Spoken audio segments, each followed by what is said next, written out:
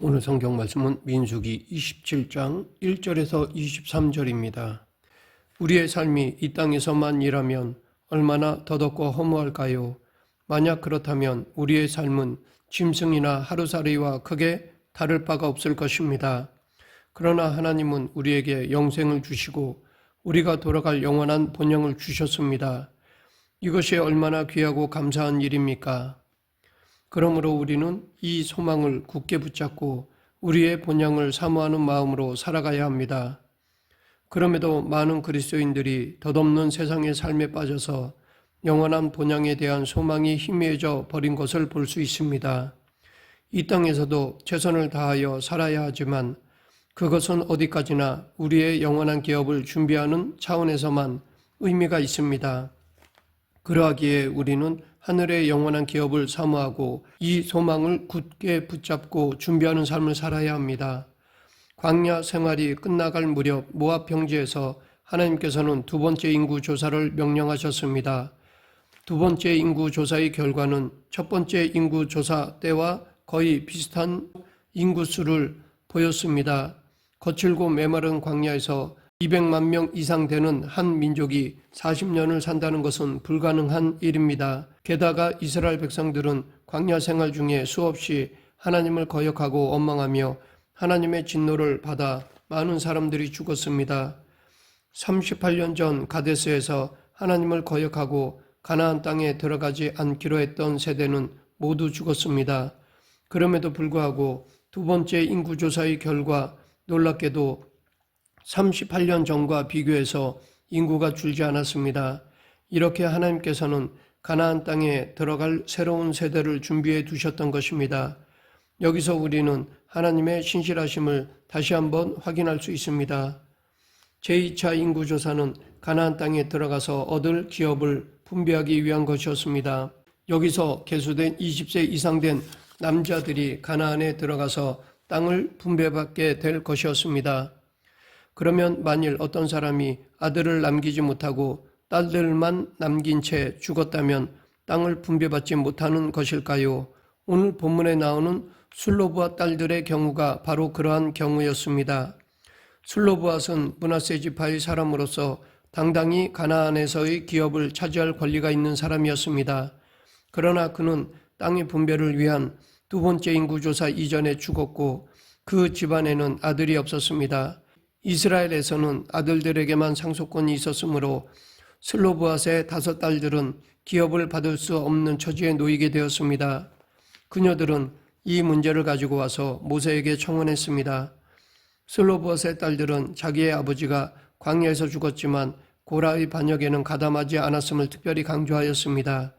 왜냐하면 고라의 반역에 가담해서 하나님의 심판을 받았다면 기업을 받지 못하기 때문입니다. 민수기 26장에서도 르우벤 지파의 계수를 기록할 때 고라의 반역이 언급되었는데 본문에서도 그 사건을 언급하고 있습니다.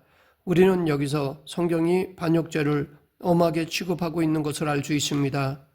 슬로브앗의 딸들이 제기한 문제는 율법에 규정되어 있지 않은 문제였습니다. 그러했기에 모세는 이 문제를 하나님께 가지고 나갔습니다.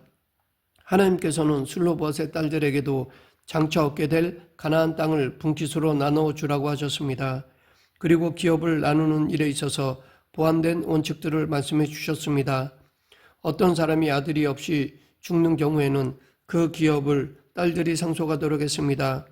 딸도 없을 경우에는 그 사람의 형제에게 주도록 했으며 형제도 없으면 아버지의 형제에게, 그도 없으면 가장 가까운 친족에게 주도록 했습니다. 하나님이 이렇게 하신 것은 이스라엘 백성들이 가나안 땅에 들어가서 얻을 기업이 끝까지 그 사람의 집안에서 유지되도록 하기 위한 것이었습니다. 하나님께서는 각 지파에게 기업이 공정하게 분배되고 분배된 기업이 그대로 유지되기를 원하셨습니다. 하나님께서는 남자를 그 집의 대표로 삼으셨지만 그것은 여자가 남자보다 열등하다는 의미가 아닙니다. 하나님께서는 남자와 여자를 동등하게 여기십니다. 단지 남자를 대표로 삼으신 것뿐입니다. 그러므로 그 가정의 대표가 될 남자가 없을 경우에는 여자가 대표가 되어 기업을 상속받게 하신 것입니다. 가나안 땅에서 기업을 바꿔야 말겠다는 슬로보아스의 5딸들의 태도는 하나님을 기쁘시게 했습니다. 광야 40년 동안 이스라엘 자손들은 걸핏하면 애굽으로 돌아가자고 말했습니다. 그러나 슬로보아스의 딸들은 가나안 땅에 대한 하나님의 약속을 굳게 믿었습니다. 그리고 그 기업을 사모했습니다. 하나님께서는 이러한 태도를 기뻐하셨습니다. 예수님께서도 이러한 믿음을 기뻐하셨습니다. 마태복음 15장 21절부터 28절에서 예수님은 수로보니게 여인의 겸손과 믿음 그리고 은혜를 갈망하는 태도를 귀하게 여기셨습니다. 이스라엘 백성들은 이제 가나안에 들어갈 준비가 되었습니다. 불신앙으로 하나님의 선하신 뜻을 거역하던 세대는 광야에서 다 죽었습니다. 그리고 가나안 땅을 분배하기 위한 인구 조사도 완료되었습니다. 그러나 아직 한 가지 정리되지 않은 것이 있었는데 그것은 바로 모세였습니다. 하나님께서는 모세가 가나안 땅에 들어가지 못할 것이라고 하셨습니다. 그러므로 백성들을 가나안으로 인도할 새로운 지도자가 필요했습니다. 그래서 하나님께서는 여호수아를 새로운 지도자로 세우시고 모세는 아바림 산에 올라가서 가나안 땅을 바라본 후 생을 마치게 하셨습니다.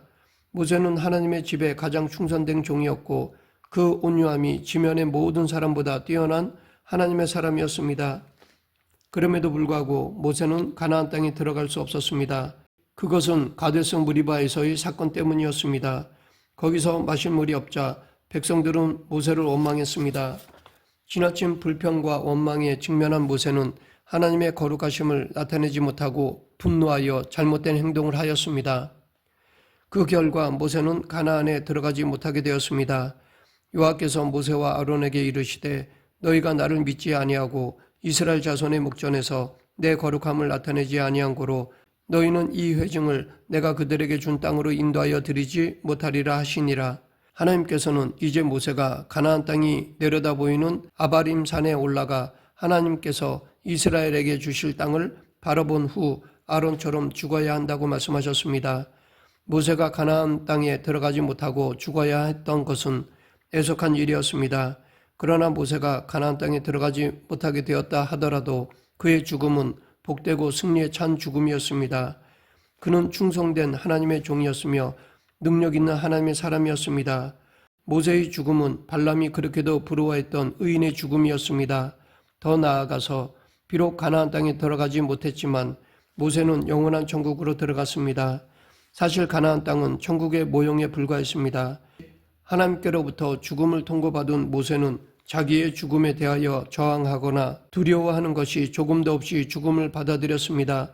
죽음에 대한 이러한 자세는 어디서 오는 것일까요? 그것은 하나님께 대한 온전한 신뢰에서 옵니다.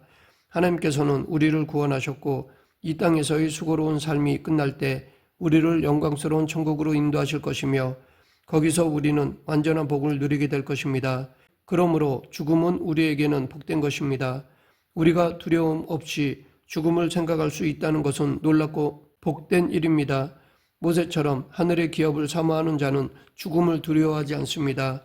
하나님께로부터 죽음을 통고받은 모세는 자신의 죽음에 대하여는 조금도 염려하지 않고 백성을 위해 염려했습니다. 모세는 자기가 떠난 후 새로운 지도자를 세워 백성이 목자 없는 양과 같이 되지 않게 해주시라고 간구했습니다. 오늘 본문 15절부터 17절 모세가 여호와께 여쭤와 이르되 여호와 모든 육체의 생명의 하나님이시여 원하건대 한 사람을 이 회중 위에 세워서 그로 그들 앞에 출입하며 그들을 인도하여 출입하게 하사 여호와의 회중이 목자 없는 양과 같이 되지 않게 하옵소서. 하나님께서는 모세의 기도에 응답하시어 여호수아를 지명하시고 그에게 안수하여 그를 백성의 지도자로 세우라고 명령하셨습니다. 하나님께 직접 나아갔던 모세와는 달리 여호수아는 제사장 엘르야사를 통하여 하나님의 인도하심을 받아야 했습니다. 그러나 이것은 여호수아에게 큰 위안과 격려가 되었습니다. 여호수아는 백성을 다스리며 가나안을 정복하는 두 가지 중대한 일을 감당해야 했는데 이 일을 감당함에 있어서 하나님의 지휘와 인도하심을 받게 되리라는 것을 확신할 수 있었기 때문입니다. 모세와 여호수아를 비교한다면 누가 더 훌륭한 인물일까요? 단연 모세가 더 훌륭합니다.